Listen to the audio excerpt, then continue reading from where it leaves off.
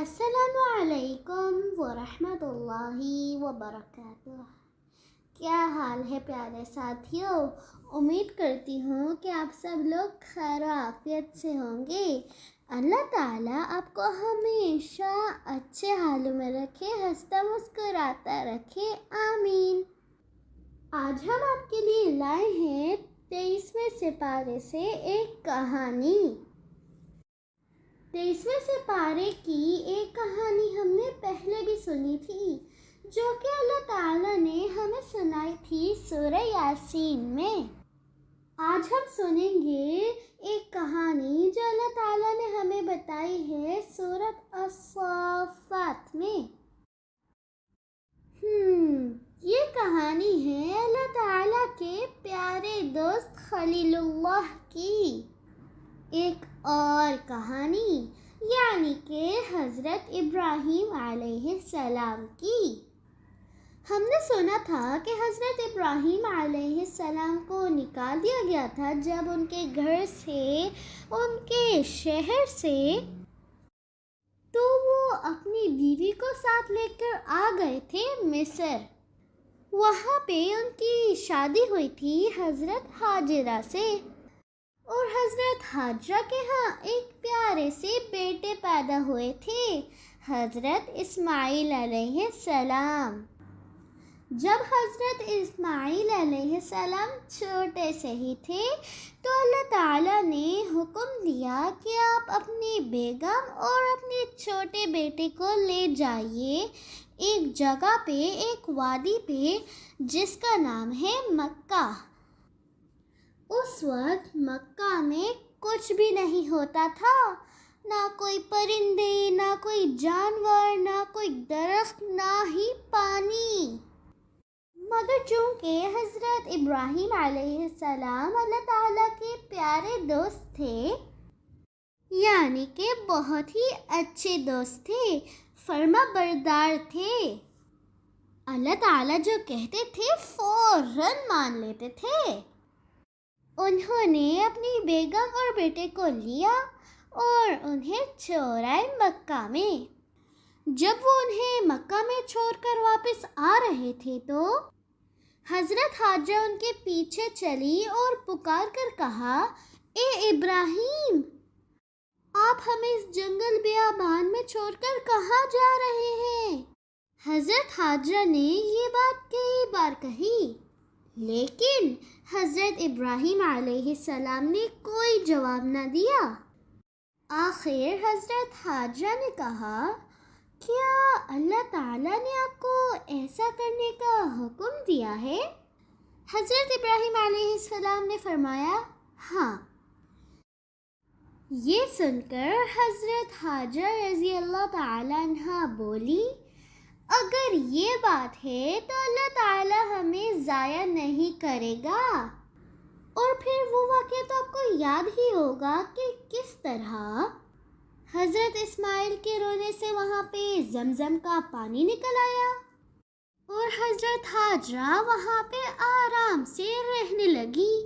کچھ عرصے بعد عرب کے قبیلے جرہم کے چند آدمی اس علاقے میں آئے۔ وہ پریشان تھے کہ انہیں پانی نہیں مل رہا۔ اچانک انہوں نے دیکھا کہ ایک پرندہ ایک مقام کے گرد اڑ رہا ہے۔ انہوں نے آپس میں کہا کہ اگر یہ پرندہ یہاں پہ موجود ہے تو یہاں پہ پانی بھی موجود ہوگا۔ اور پھر جب انہوں نے دیکھا کہ حضرت ہاجرہ اپنے بیٹے کو گود میں لیے بیٹھی ہیں، تو ان آدمیوں نے ان سے پوچھا کہ اگر آپ اجازت دیں تو کیا ہم یہاں پہ رہنا شروع ہو جائیں؟ حضرت ہاجرہ نے فرمایا، ہاں اجازت ہے۔ انہوں نے یہ بات خوشی سے منظور کر لی اور وہیں رہنے لگے۔ حضرت ابراہیم علیہ السلام اپنے بیوی اور بچے کو اس وادی میں چھوڑ کر واپس چلے گئے جہاں وہ رہا کرتے تھے، لیکن وہ ان سے بے پرواہ نہیں ہو گئے تھے۔ کبھی کبھی ان سے ملنے کے لیے تشریف لایا کرتے تھے اور کچھ مدت تک ان کے ساتھ ٹھہرتے تھے۔ پہلی دفعہ واپس جاتے وقت انہوں نے دعا مانگی تھی، اللہ تعالیٰ اس جگہ کو امن والا شہر بنا دیجیے۔ کچھ عرصے بعد جب وہ وہاں پہ تشریف لائے تو وہاں پہ قبیلہ جرہم کے لوگ آباد ہو چکے تھے۔ وہ ویران جگہ ایک بستی بن چکی تھی۔ اس طرح اپنی دعا کو پورا ہوتے دیکھ کر وہ بہت خوش ہوئے اور اللہ تعالیٰ کا بہت شکر ادا کیا۔ پھر وہ یہاں آنے جانے لگے۔ ایک دفعہ جب وہ اس بستی میں ٹھہرے ہوئے تھے، انہوں نے خواب میں دیکھا کہ وہ اپنے پیارے بیٹے اسماعیل کو ذبح کر رہے ہیں۔ حضرت اسماعیل کچھ بڑے ہو چکے تھے اور اپنے ابا جان کے ساتھ دوڑ دھوپ کرنے کے قابل ہو چکے تھے۔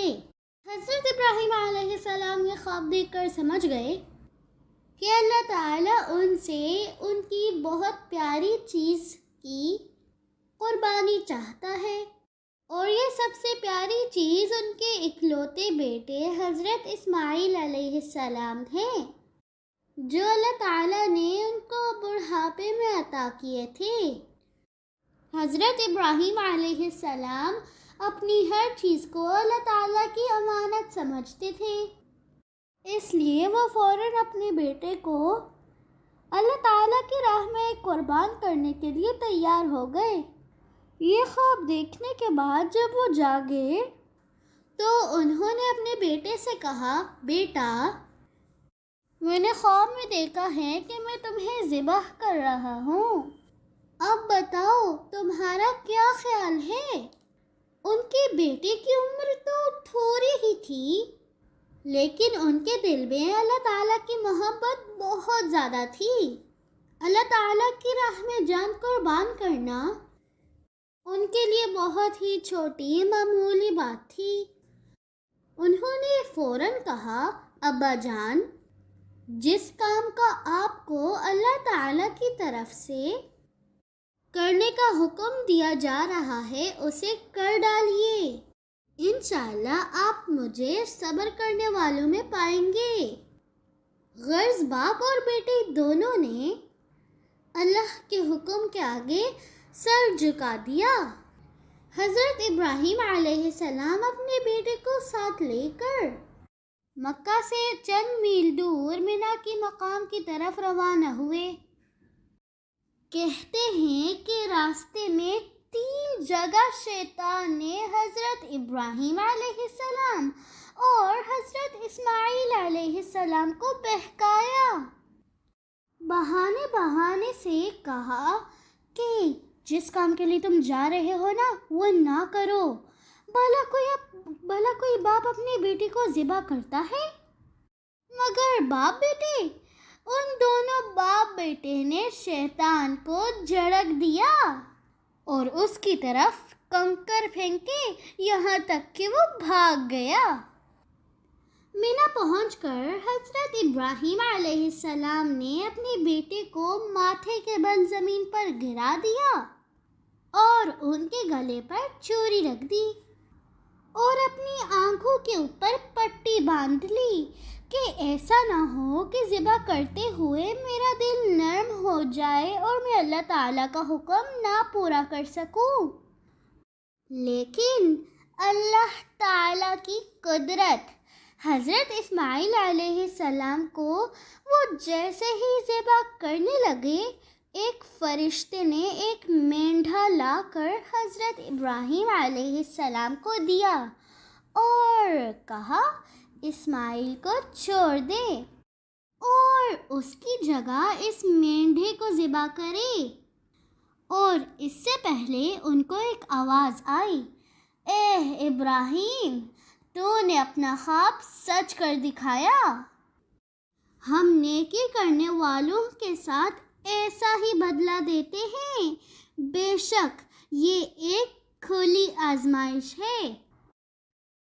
اور یہ بھی کہتے ہیں کہ جب وہ اپنے بیٹے کو زمین پر لٹا کر آنکھوں پر پٹی باندھ کر ذبح کر رہے تھے تو انہوں نے جب غیب سے آواز سنی اور اپنی